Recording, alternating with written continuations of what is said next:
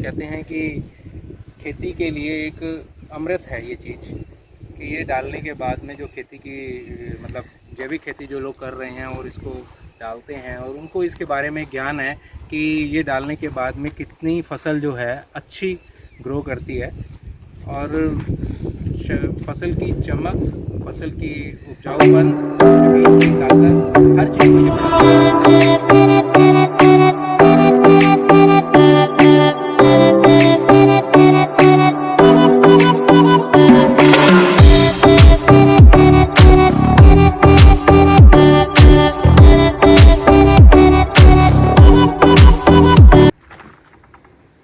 Good morning everyone. आज हमारे farm पे और ज़्यादा वर्मी के बेड्स बन रहे हैं। तो ये सारे वर्मी बन चुकी है, अब इसके अंदर सिर्फ केचुआ ही केचुआ बचा है, इसलिए हम दूसरे बेड्स के ऊपर डाल रहे हैं। देखिए केचुआ दिखाना।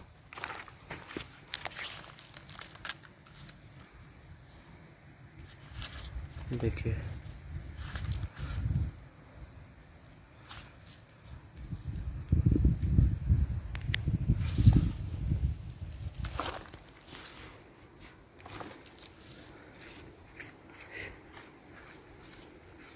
ये एकदम बढ़िया खाद होती है और पौधों के लिए एकदम जीवनदायिनी का भी काम करती है, क्योंकि ये गोबर से बनती है गाय के, और ये केचुए गाय का गोबर खाते हैं और उसके बाद जो प्योरेस्ट फॉर्म वाली खाद बनती है ये वो है।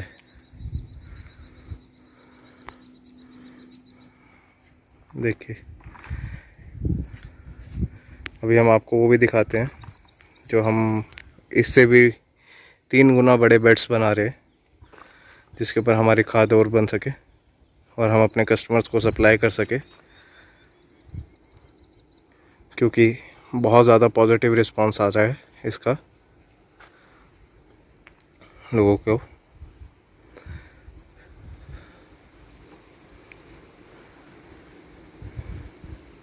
आप लोग भी ट्राई करिए वर्मी कंपोस्ट एक बारी। इसको वर्मी कंपोस्ट भी कहते हैं, केचुआ खाद भी कहते हैं। ये एसिना फेटिडा ब्रीड है ऑस्ट्रेलियन, जिसको हम यूज़ कर रहे हैं अपनी खाद बनाने में।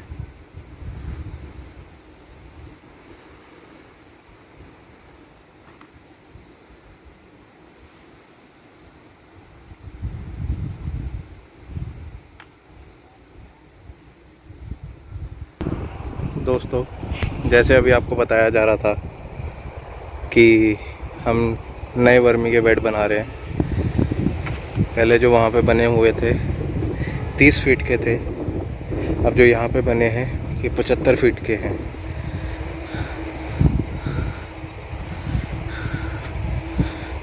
ये देखिए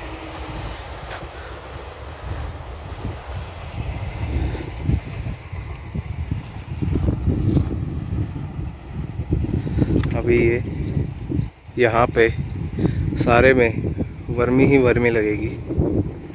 और देखिए कितना शुद्ध देसी गाय का गोबर आ रखा है यहाँ पे। इसको सूखने के लिए रखा जाता है ताकि इसमें से मीथेन गैस जो है वो निकल पाए,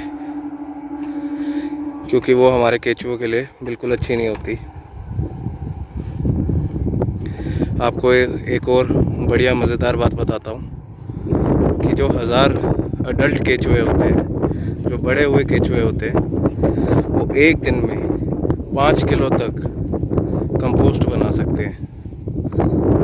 बताइए कैसा लगा आपको ये जानकर? क्या आपको पता था या नहीं पता था? इसके लिए एक बारी कमेंट करके सेक्शन में बताइएगा।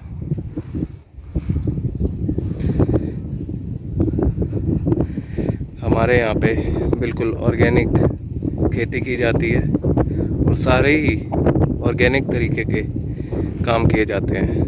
कंपोस्ट भी हम अपनी ही तैयार करते हैं। ये कंपोस्ट हम अपने लिए और अपने साथी किसानों के लिए भी तैयार करते हैं। जिसको भी चाहिए हो वो हमें कांटेक्ट कर सकता है।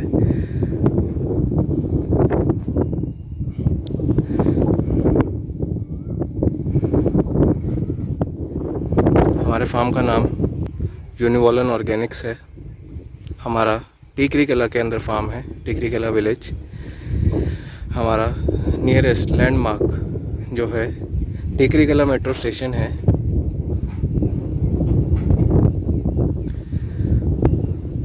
आप लोग आ सकते हैं ऑर्गेनिक वेजिटेबल्स लेने और वर्मी कंपोस्ट लेने। हमारे पास 28 से 30 तरीके की अलग अलग वेजिटेबल्स हैं जो हमने मल्टी लेयर तरीके से लगाई हुई है।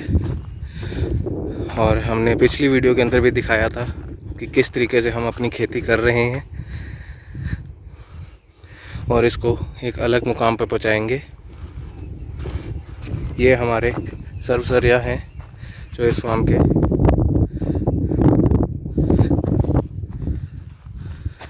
तो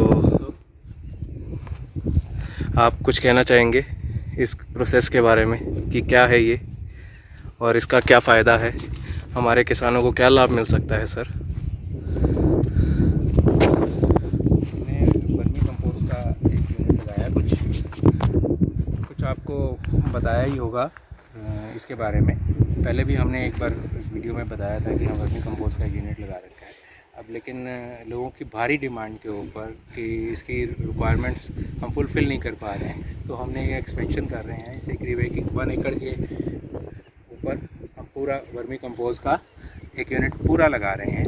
और जिसमें काफ़ी बड़े बेड्स, पहले हमारे जो बेड्स थे वो 30-30 फीट की उसमें लगा रहे थे, लेकिन अभी कोई 75 फीट से लेके 110 फीट तक के बेड्स जो है हम तैयार कर रहे हैं, जिसमें मतलब क्वांटिटी बहुत अच्छी निकलेगी। और ये तो कहते हैं कि खेती के लिए एक अमृत है ये चीज़, कि ये डालने के बाद में जो खेती की मतलब जैविक खेती जो लोग कर रहे हैं और इसको डालते हैं और उनको इसके बारे में ज्ञान है कि ये डालने के बाद में कितनी फसल जो है अच्छी ग्रो करती है और फसल की चमक, फसल की उपजाऊपन, ज़मीन की ताकत, हर चीज़ को ये बढ़ाती है। तो सर क्या ये सिर्फ ऑर्गेनिक वालों के लिए ही काम करती है या दूसरों के लिए भी? नहीं, ये सबके लिए है।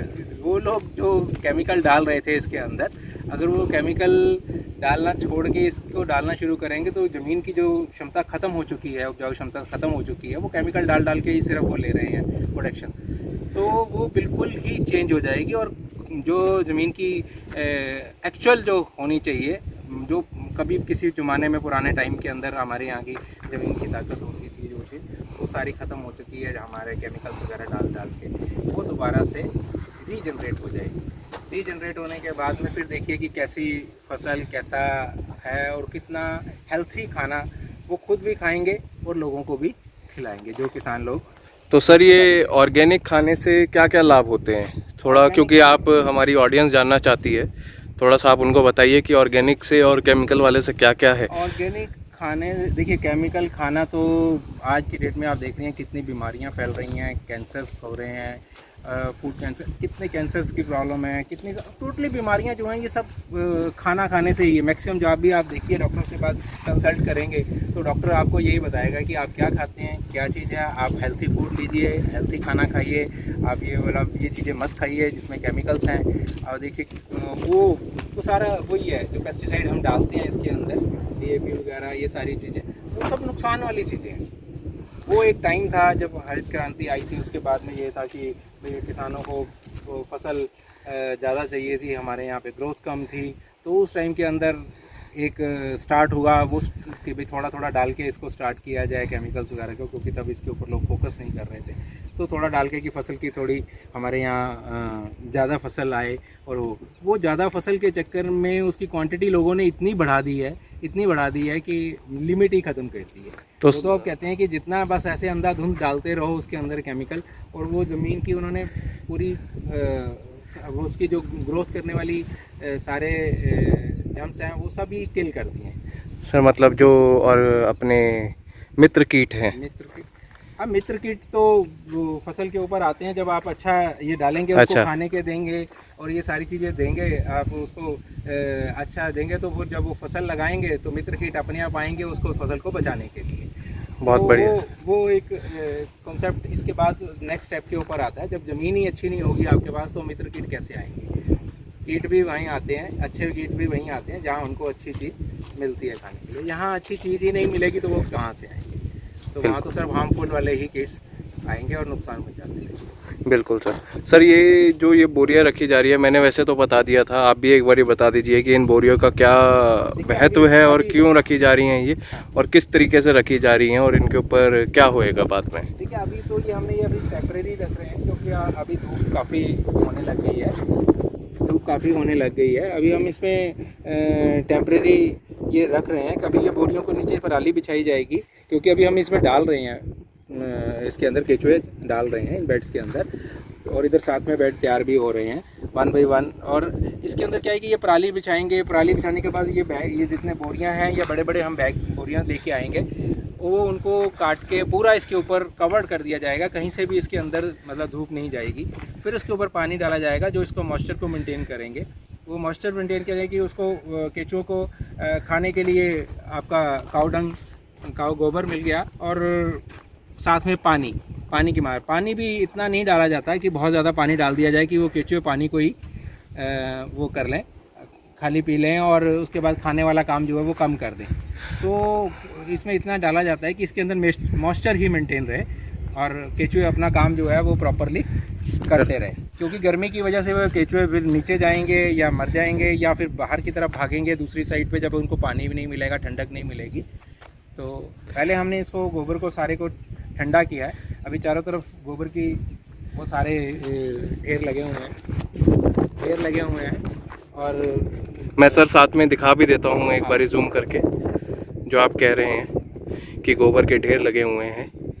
ये दोस्तों जैसे मैंने आपको थोड़ी देर पहले ही बताया था कि ये गोबर को सुखाने के लिए और इनको क्यों रखा जाता है इतने दिनों तक, कम से कम 20 से 25 दिन तक, तो इसमें मीथेन गैस जो है उसको किल करने के लिए। हाँ, क्योंकि तो पानी डाल के हम इसको ठंडा करते हैं। सुखाया जाता है, सुखाया का मतलब है कि पहले पानी डाला जाता है इसके अंदर, पानी डाल के इसके अंदर ठंडा किया जाता है गोबर को, क्योंकि मीथेन गैस उसके अंदर खत्म हो जाए, ताकि हम इसको बेड के ऊपर डालें और केचुए इसमें डालें तो केचुए अपना काम कर सकें। वो मीथेन गैस की वजह से केचुए जो है वो ना हो, किल ना हो, मरे नहीं। तो इस वजह से पहले उसको मीथेन गैस को ख़त्म करने के लिए हम लोग उसको पहले रखते हैं साइड में और उसके ऊपर पानी डाल के उसको ठंडा करते हैं। ठंडा करने के बाद ही हम जो है बेड्स के ऊपर उसको बिछाते हैं। बहुत बढ़िया सर। सर आपने एक बात कही थी कि जो हमारे किसान हैं जो ऑर्गेनिक खेती नहीं कर रहे, प्राकृतिक खेती नहीं कर रहे, वो जो केमिकल डाल रहे हैं, DAP हो गया और यूरिया हो गया, तो उन्होंने तो इतना डालना शुरू कर दिया कि एक तो ज़मीन की ताकत चली गई, प्लस उनकी कॉस्टिंग तो वहीं आ गई जो उनके बढ़ना था। कॉस्टिंग तो उल्टा है, उनकी ज़्यादा है। गवर्नमेंट सब्सिडी देती है, उसके बाद में भी उनकी कॉस्टिंग ज़्यादा है। अगर ये वो यूरिया और DAP वगैरह को छोड़ दें और इसको वर्मी कंपोस्ट को डालना शुरू करें नेचुरल प्राकृतिक तरीके, वो हम नहीं कह रहे कि वो सब लोग हमसे लें, ये तो इतना बड़ा स्कोप है इसके अंदर, इतनी दुनिया है जिसमें अभी तो पॉइंट्स में भी लोगों ने शुरू नहीं किया इसको यूज़ करना। तो वो खुद अपने यहाँ पे अपने बेड्स लगाएं, छोटे छोटे बेड लगाएं, ताकि वो उनके पास अपना खुद का अपना एक यूनिट हो, अपने लिए ही करें। आगे सेल करना है तो सेल करें, नहीं तो अपने लिए तो कम से कम करें। तो कम देश में मतलब ये जो चीज़ें हैं जो हम केमिकल खा के, मैं आपको वही बता रहा था कि कैंसर की बीमारी मैक्सिमम जो है वो खाने की वजह से ही है। और इसके अलावा तो टोटली आप जो देख लीजिए कि सारा सर मैंने तो सारी प्रॉब्लम्स आती हैं। सर मैंने तो ये भी देखा है कि कई किसान नाले का पानी यूज़ कर रहे हैं अपने खेतों में। नाले का पानी यूज़ तो आप ये देखिए कि कहीं भी आपको नाला या कुछ भी नज़र आएगा, उसके पास में कभी भी आप घूमते फिरते या उधर से निकलते हुए चले जाइए तो देखिए कि आपको पाइप नालों में डले हुए हैं। मैं सोच भी नहीं सकता कि वो क्या डालते हैं और क्यों ऐसा करते हैं। वो खुद भी यही खाते हैं या क्या करते हैं या लोगों को खिलाते हैं। नाले का पानी से पूरी खेती कर रहे हैं। तो सर एक और चीज़ मेरे माइंड में थी, क्या हमारे इस यूनिवॉलन ऑर्गेनिक्स फार्म के ऊपर हम कौन सा पानी यूज़ करते हैं और उसका क्या लाभ है? हम इसके अंदर मीठा पानी यूज़ करते हैं। हमारे पास हमारा एक पहले ट्यूबवेल लगा हुआ था जिसका पानी हमने टेस्ट कराया पूसा से, तो उसके अंदर उन्होंने कहा कि अभी इसमें साल्ट जो है वो थोड़ा ज़्यादा हो गया, तो हमने उसको वहीं पे ही रोक दिया कि नहीं, अब हमें ये साल्ट वाला पानी यूज़ नहीं करना। तो हमने एक नई बोरिंग करवाई है और जिसके अंदर हमारा मीठा पानी है। हम जो भी अपनी खेती बाड़ी कर रहे हैं सारा ऑर्गेनिक, हमने ये मल्टी लेयर फार्म लगा रखा है।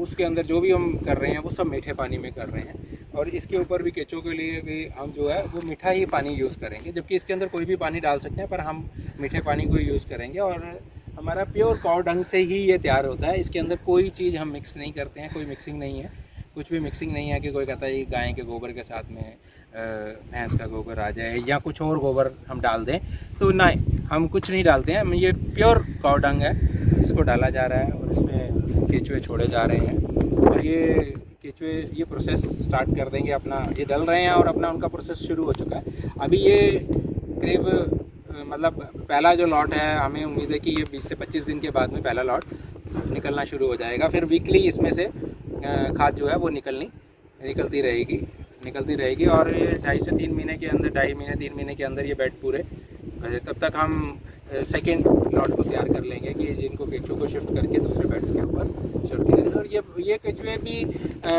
मतलब इनकम का सोर्स है। ये केंचुए हर मतलब कुछ टाइम के बाद में ये डबल हो जाते हैं।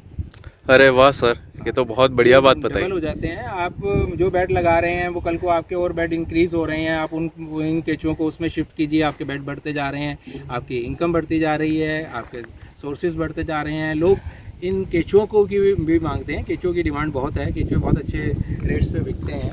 आप जो भी इन्वेस्टमेंट करते हैं इनिशियली, वो आपकी केंचुए ही बाहरी बाहर से पूरी कर देते हैं। अरे और आपकी जो चल रहा है काम वो तो चलता ही रहेगा, उसके अलावा ऊपर के मतलब ये केंचुओं को सेल करके भी आप लोग इनकम कर सकते हैं। जो खाद से होगी वो तो वर्मी कंपोस्ट से, वो तो अलग है। अच्छा, ये केंचुए ही आपका जो सारे खर्चे हैं वो पूरे कर देते हैं, जितना भी ओवरहेड्स होते हैं ऊपर के वो पूरे कर देते हैं। तो सर आप मुझे ये बताइए कि आपने इतना साफ़ सुथरा एनवायरनमेंट रखा है, जैसे ये नीचे तिरपाल बिछाई, बीच के अंदर गैप रखे इनके अंदर, तो ये सब इनका क्या फ़ायदा है? मतलब कोई कहीं पे भी कर सकता है या इसके लिए साफ़ सफाई ज़रूरी है? ये कोई कहीं भी कर सकता है। साफ़ सफाई में तो ये मेन मकसद ये है कि आप जो भी काम करेंगे, अब ये प्रॉपर बेड बनेंगे। अब ये तिरपाल हमने बिछाई है, नहीं तो क्या होगा कि ये जो केंचुए हैं ये सारे बाहर निकल जाएंगे, और ज़मीन के अंदर चले गए तो ये वहीं पे अंदर चले गए, उसके बाद ये वापसी आपके पास नहीं आएंगे, ये सब अंदर ही अंदर फिर ज़मीन में चले जाएंगे। क्योंकि आपने ये इसको प्रोसेस में लाना है, आपने इसको रीयूज़ करना है, आपने इसको खाद बनानी है, तो ये सब चीज़ों के लिए आपको ये पूरा प्रॉपर बनाना पड़ेगा। लोग शेड्स वगैरह भी बनाते हैं, लेकिन क्या है कि वो सब खर्चे वाले काम है।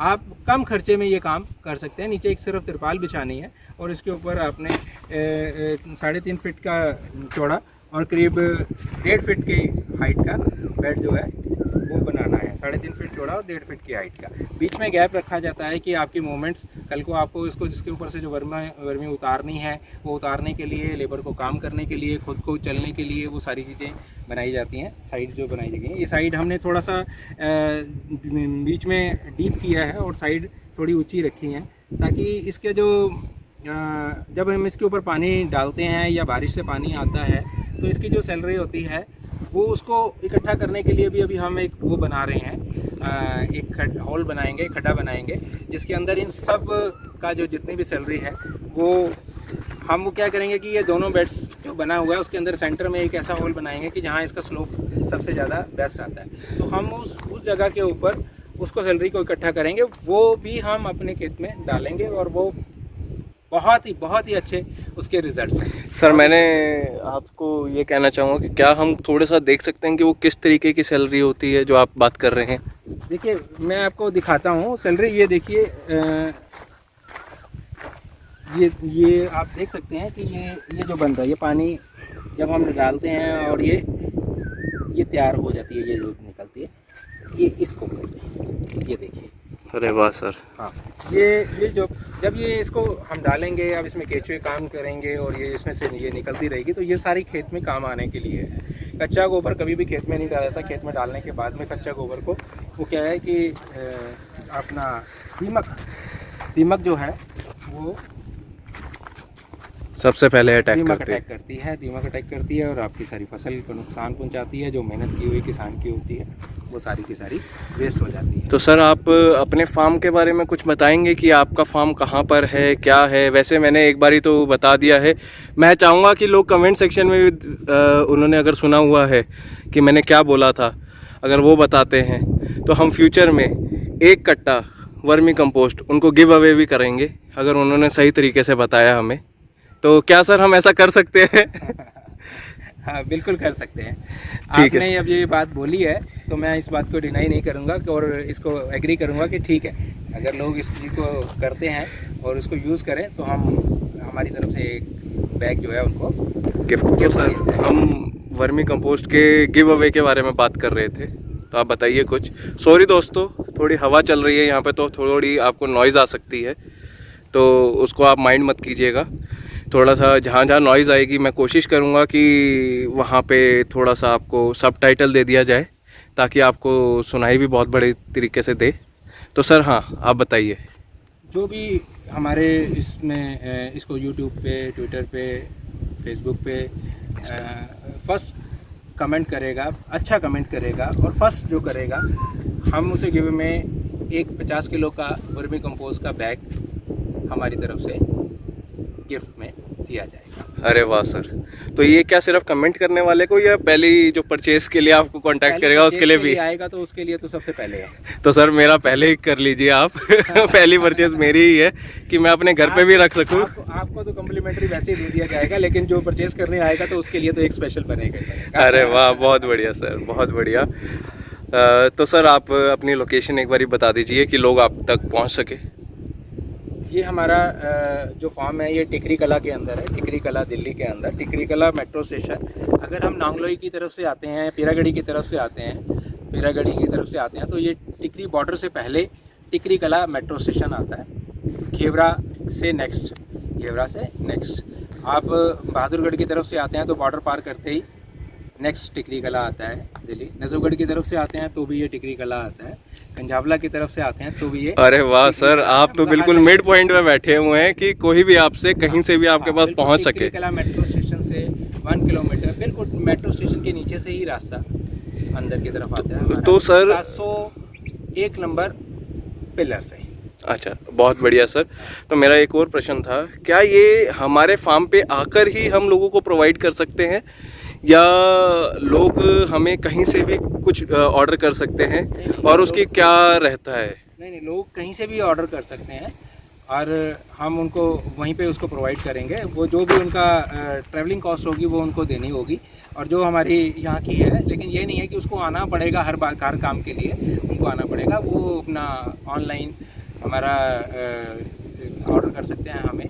हमारी वेबसाइट भी है, हमारा आपका इंडिया मार्ट पे भी है, ट्रेड इंडिया पे भी है और आप सारे चैनल्स हैं हमारे, फेसबुक का भी है, उससे देख के भी कर सकते हैं। हमारे इंस्टाग्राम पे भी है हमारे, मतलब आप कहीं से भी किसी भी चैनल से आप देख के, किसी भी जगह से देख के आप उसको हमें ऑर्डर कर सकते हैं और हम जो है इसको आपको वहीं पे ही डिलीवरी के लिए उसका पूरा इंतज़ाम करेंगे। आपको वहाँ डिलीवरी मिलेगी। जो भी हमारे यहाँ कॉस्ट हमारे उनके साथ होगा, कितना वो बैग ले रहे हैं, क्या कर रहे हैं, उसके अकॉर्डिंग उनकी जो कॉस्ट सेट होगी वो उनके साथ। तो सर क्या इसकी कॉस्ट बहुत मिनिमल सी होती है या? नॉमिनल सी चार्जेस हैं, बहुत नॉमिनल इसकी कॉस्ट है, कोई बहुत ज़्यादा नहीं है। और केमिकल्स वाले जो केमिकल्स यूज़ करते हैं उससे तो बहुत ही कम है और रिज़ल्ट्स बहुत ही अच्छे, बहुत ही ज़बरदस्त रिज़ल्ट्स हैं और कॉस्ट उससे बहुत ही कम। बहुत बढ़िया सर। तो सर आप अपना कॉन्टैक्ट नंबर भी बताना चाहेंगे? हाँ, बस मेरा नाम हरिकृष्ण है और मेरा कॉन्टैक्ट नंबर है 9711 00 22226 9711 00 22226। और मेरा दूसरा नंबर है, इसमें व्हाट्सएप भी है, 9211 315844। आप किसी भी फ़ोन नंबर पे आप कांटेक्ट कर सकते हैं या हमारे चैनल को सब्सक्राइब करें, लाइक करें और शेयर करें। शुक्रिया सबका, और आप भी इसको देखिए और आनंद लीजिए और हम सर से विदा लेते हैं। तो सर शुक्रिया आपका कि आपने इतना बढ़िया तरीके से समझाया वर्मी कंपोस्ट को और उसके महत्व को कि किस तरीके से वो काम आएगी। और क्या वो होता है, क्या उसकी यूसेज है और किस तरीके से वो एक जीवनदायिनी का काम करती है हमारे पौधों के लिए। तो शुक्रिया दोस्तों, आप हमारे साथ जुड़े रहे इस टाइम तक, शुक्रिया।